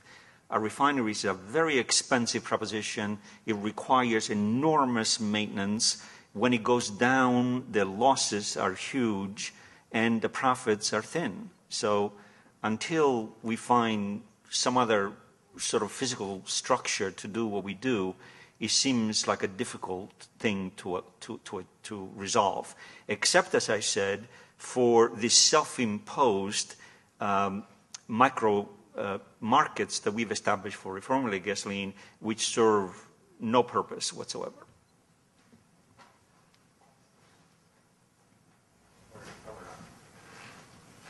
Just to offer a comment on this same issue, which is that it's really a global problem. CIRA, Cambridge Energy Research, did a study on it and found that U.S. refining capacity actually increased ahead of demand. But Europe is moving to very efficient diesel fuels, so they use the middle of the barrel, the light, sort of the light sweet crude. And the former Soviet Union refineries have closed, and there aren't new refineries in Asia. And there's plenty of heavy crude, but not a lot of deep conversion refineries that can refine it. So actually, it's the move to efficiency and the move to cleaner air in parts of the world other than here that are squeezing competition for light sweet crude and making this, the spread between the value of them so wide. So it's actually not a problem that we can significantly fix here in the U.S. and that we can fix significantly by regulation, because the problem, the capacity needs to be in Asia and it needs to be in Europe, and that's why Exxon has spent 15 years trying to build a deep conversion refinery in China. But there's not a whole lot we can do in terms of U.S. policy to drive other parts of the world to deal with those problems. So we're in a sense it's part the law of unintended consequences and part kind of out of our control. Just to give the audience a handle on this, back in 2000, the refining markup, the refining component of your gasoline cost was about 15 cents a gallon, running around that number. I'll bet today it's closer, and I haven't seen the latest data. The Department of Energy publishes it, but it's about a month and a half out of date when they publish it. But I'll bet today it's about 70 cents a gallon. So about 70 cents of what you're paying for a gallon of gasoline is for the refineries. Now, 15 cents wasn't covering the replacement cost of new refineries. That was probably too low, but 70 cents is probably, too high. So somewhere in between, probably closer to 15% is the right number. The trends are very worrisome. As you saw in one of my slides, we were importing about 1.5 million barrels worth of refined products just 10 years ago.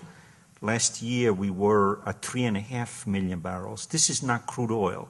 This is gasoline or various other kerosene and other products that come from Europe, come from Central America, come from South America, and that substitutes for all of the capacity that we do not have in the United States. So not only are we running a capacity within the United States, but we are the driving force for demand of these products worldwide.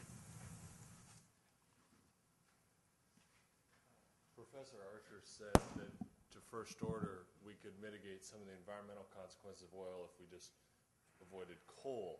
But the two countries that were most dependent on coal were India and China, and simultaneously there's the least amount of oil reserves in Asia. So if we say, let's not use coal, we're really saying, China and India, you need to do your part too, and then what energy sources do they have? Do we want them with a whole lot of nuclear plants?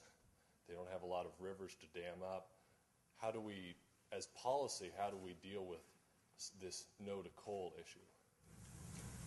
Well, I'm not a political social scientist. You're absolutely right about this being a global issue. It's not something that the U.S. can solve on our own. But it seems to me that if we have the infrastructure, the smart people, and the money to develop the technologies to do other things with coal. So IGCC, integrated gasification, combined cycle, is a more efficient way of getting energy from coal, and it produces CO2 in a pure stream that can be sequestered. Carbon sequestration is still kind of the frontier too, as we heard this morning. We could invest in learning how to do that, and then maybe other parts of the world could sort of leapfrog technology. Instead of building old technology plants, they could build new technology plants in the same way that some parts of the world never built land telephone lines. They just jumped straight to cell phones. So I would say the policy initiative on our end should be to develop these technologies and make them more off the shelf and make them available to other countries. I had two questions based on Mr. Stagliano's presentation. The first one was geared towards the graph that divided up consumption by sector, and transportation being the biggest sector here in the U.S. How realistic would it be for a U.S. policy to say that air, rail, sea, commercial trucking, transportation, public transportation must be 100% dependent on alternative sources of fuel. And then the second question was on your history of the administrations, the presidential administrations. How did President Carter drop, I think it was just 1 or 2% in fuel consumption or oil use during his administration? Congress has considered several pieces of legislation to mandate that fleets, especially of vehicles, and companies that use large fleets should be required to have vehicles that are fuel flexible. Not necessarily to use an alternative fuel, but at least that they're fuel flexible as the beginning of a down payment into making the entire American fleet, which is now 300 million vehicles, at least capable of using something else if that something else ever becomes economic. There was a piece of legislation passed to that effect in 1986, but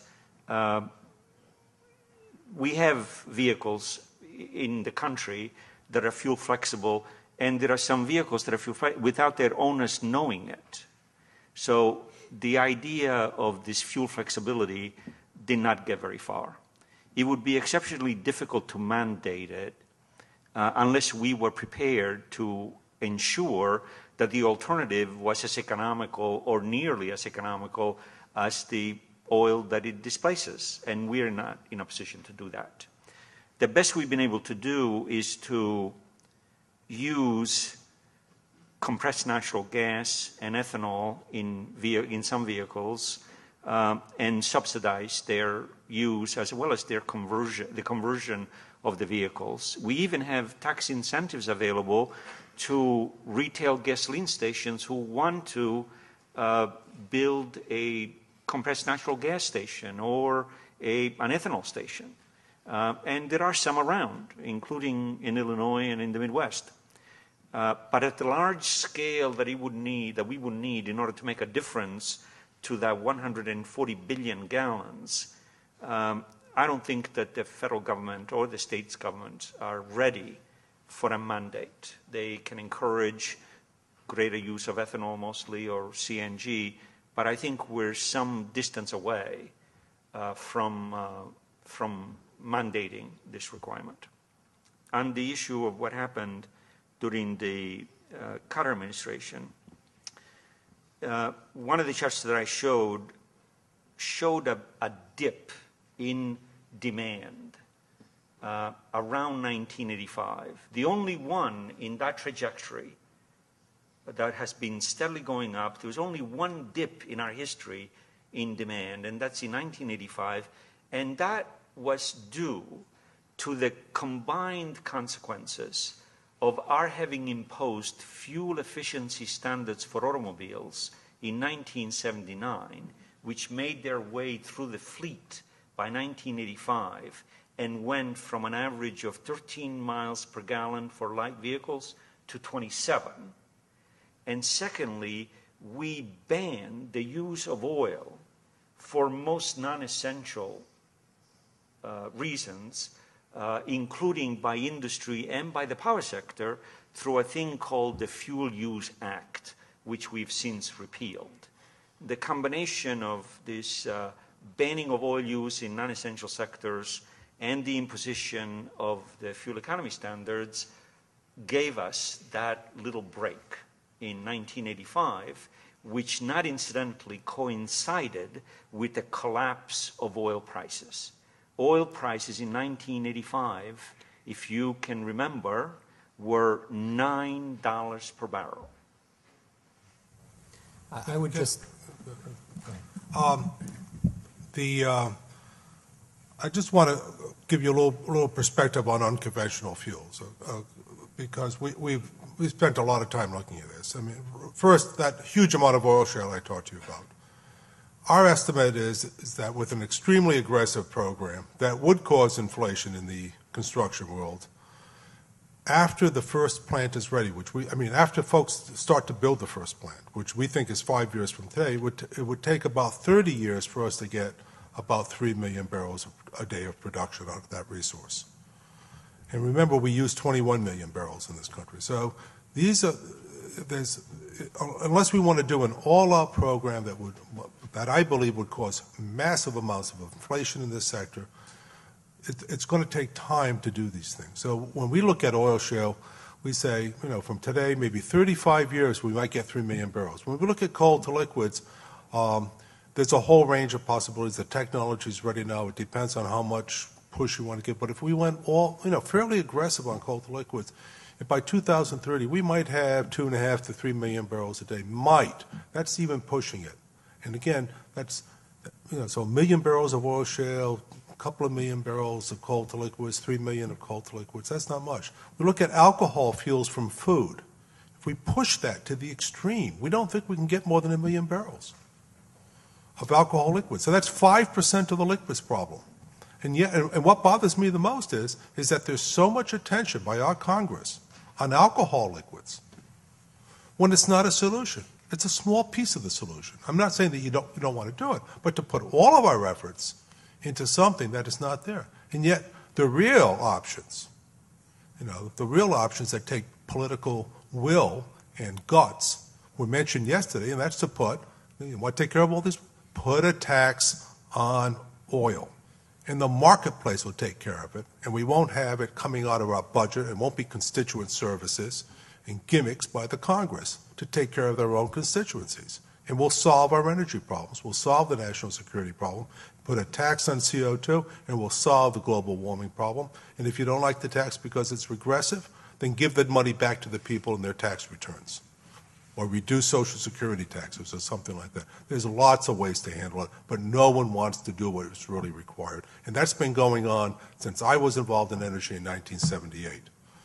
Just gimmickry. I would just point out very quickly that fuel economy of our automobile fleet has been getting worse over the years because we drive bigger and bigger cars as a sort of fashion statement. I think we could easily get a factor of 2 improvement in fuel economy technologically. That's available now, probably more than that if we worked on it. So, all of this sounds intractable and like forces of nature we can't possibly fix, but I think it would be much easier to fix by just making cars go better. But any and all of the options that have just been discussed will take decades to have a significant impact on the U.S. energy situation. Options both on the demand side and the supply side. There are no quick fixes.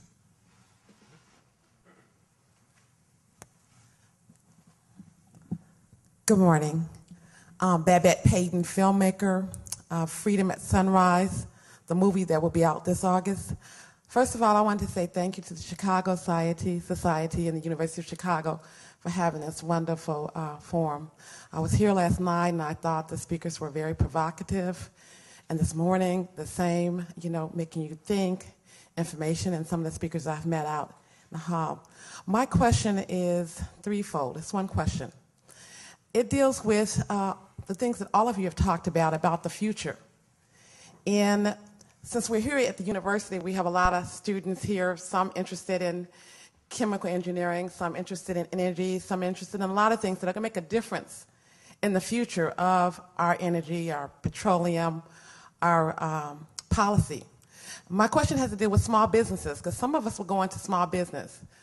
I think the federal government has a program dealing with small business innovation research and small business technology transfer.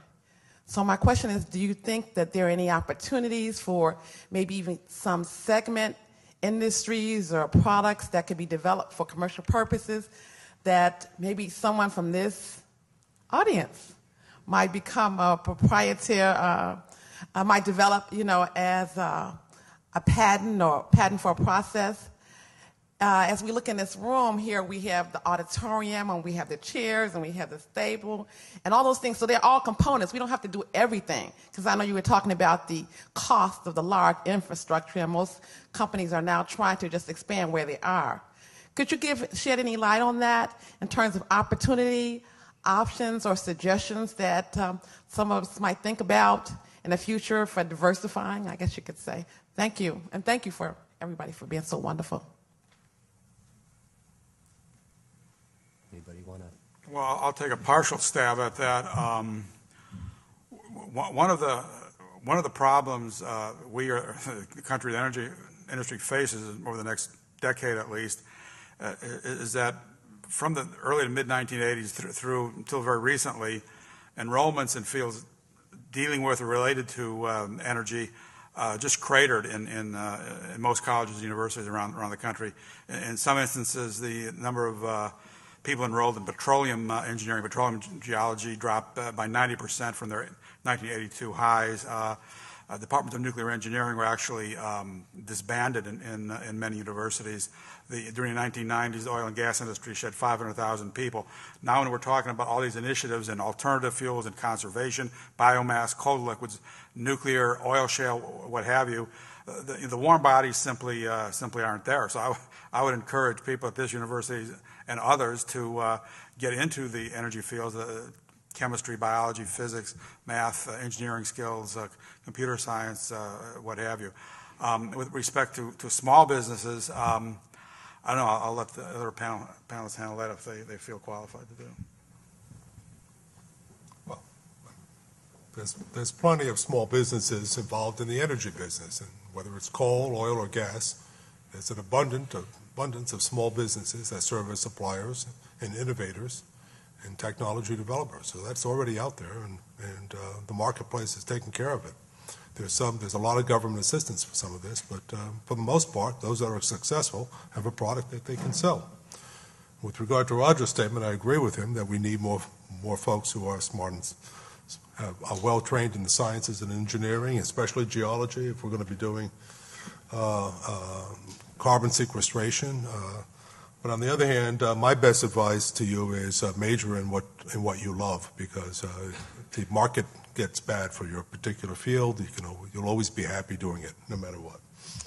I can tell you that you might want to stay away from energy policy making. That's the most frustrating thing of all. I would put on a technological wish list better batteries for cars, electric cars. I think that's what's pacing the development there, and energy storage mechanisms to store energy from intermittent sources like wind and solar. If they were better, that's sort of holding up development there. The Danes in Denmark are pushing the envelope of wind production, but they give away something like half of the electricity they generate from windmills because there's no way to store it, and it comes in a time when you don't need it. So that's a hurdle that if somebody wanted to take care of, that would be most nice of you. Can I just ask a question to bring us back to the University of Chicago for a second? There's been a lot of sporadic criticism of government policy in the energy area. With regard to ethanol, big cost, not a lot of payback. Some of the other fuel efficiencies, other things like that with unintended consequences. If you look back over the last 20 years, has government policy been a net positive or negative in terms of the availability and cost of energy? And going forward, should we just let the market take care of energy policy? I experienced service in the Department of Energy in both the Carter and Reagan administrations for a short time in each of those administrations. As you know, President Reagan wanted to eliminate the Department of Energy. And as I look back on it, I'm not convinced that was a bad idea. I mean, it wasn't a bad idea. I mean, there's something to be said. I mean, why do we need an energy department? We need research in energy, but the current energy department we have, doesn't really do energy. I mean, that's the least thing they do. They run the nuclear weapons development program for the United States. They operate a bunch of mortgagee laboratories that are left over from the Manhattan Project, including one that this school manages. And I always believe that every country needs a good national lab, and we've got a bunch to sell. And no, but one of them is not that kind of lab.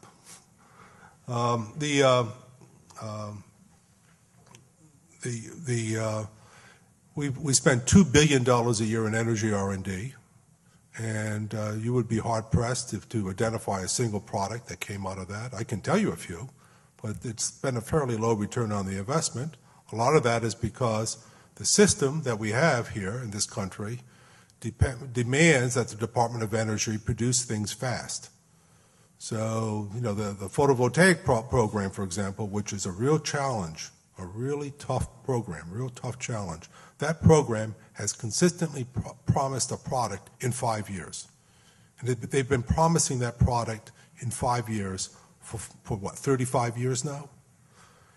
They should have put together a research program that recognized how hard it would be to solve that problem. But because they were always looking for fast solutions, they haven't made that much progress in that problem. And so I don't know, when I look back on it, whether over the long term we needed an energy department. Now, things have dramatically changed in the last 5 years because there's been a much greater recognition about the national security consequences of this massive amount of oil going abroad, although if you go to the Department of Energy, and we've got people here who are familiar with that department, the department doesn't do much about that. All right? I mean, it's really not a big department function. I mean, when oil was $9.50 in 1998, the folks in the Department of Energy were very upset because no one needed them anymore. All right? Now, they weren't claiming victory. They were depressed. And the other big issue is global climate change. And now we're seeing that we really do have before us a major transformation that has to be made over the next 30 and 40 years. And I really do now believe that we need a department that does address that. The question I have is, does the Department of Energy, with all of its other functions, the weapons, the legacy of the nuclear waste disposal problems and cleanup problems, is that the department that we want to do this, or should we have a better department that's focused on this really major, massive, important transformation that we're about to move towards? Well, at the risk of sounding self-serving, because I did spend 17 years of my life in the Department of Energy, I think that the options are limited in terms of what the government should accomplish in the energy sector. And I would distinguish between policy and the rest of the stuff that the department does. Remember that 60% of the Department of Energy's budget goes into managing our nuclear weapons complex, which is not an option that we can delegate to anyone else. The other parts of the department have to do, in fact, with research and development efforts. And one may argue about whether or not the majority of those efforts bore fruit or whether they would have borne fruit by some other means. Most of the R&D that takes place in the Department of Energy is actually in conjunction with the private sector. They're usually jointly funded demonstration projects. But the country did inherit this dozen or so national laboratories, including Argonne and Fermilab here in Illinois, that had original purposes very different to those that are used today. The trouble that the national labs have is that the Congress can never make up its mind as to what it wants them to do, and juggles its budgets on an annual appropriating cycle that does not allow them to really build institutional capabilities that are long-term in nature. So I would say that it's less a matter of what the research and development structure of the Department of Energy wants to do than what it is allowed to do by this very Byzantine way in which Congress spends money. Someone has to do that research. A good deal of it happens in the private sector, but a good deal of it does not happen in the private sector because in the energy field, the private sector is mostly on the investment side of the equation rather than the R&D side of the equation. So it's always possible to reform what we have, but the signal is in the hands of Congress. Well, it's interesting to note that when I got into this business, we actually had an outfit in the federal government that did energy research. It was called the Energy Research and Development Administration, which eventually became part of DOE. As Yogi Berra once famously said, it's deja vu all over again. There are now ideas on the Hill to create or recreate what they're calling the DARPA, Defense Advanced Research Project Agency for Energy, otherwise known as the Energy Research and Development Administration, which we had over 30 years ago. I think it's worth considering because, as the speakers have noted, the Department of Energy does many things. A small priority of that is energy research. After ERDA became part of DOE, it really the R&D function got lost in the shuffle. As to whether any of this R&D is paid off, my company has been working over the past several years with the National Academy of Sciences trying to address that question at the mandate of Congress. Energy research at DOE, was it worth it? And we've identified a number of projects that actually had quite a large payoff. Some projects that had no payoff, and many that were in the middle, similar to one stock portfolio. Some stocks in your portfolio will do spectacularly well. Some will do very bad. Most are somewhere in the middle. The problem is you never know what the winners are. Always know in hindsight, but not when you're starting the program or the investment. I would just add briefly that from a climate change perspective, the free market is not going to be capable of solving the problem because it's a sort of tragedy of the common situation. The cost of climate change is what they call external to the decision-making process of the person. So the person, gets the benefit of driving the car but doesn't pay the full cost of the climate change. So from the climate change perspective, free market is a recipe for a train wreck. Nor will the free market necessarily successfully address the energy security issues. That's where you put taxes. That's what taxes are about. Or caps and caps. Never happened. You're probably right. Well, thank you very much to all of our speakers.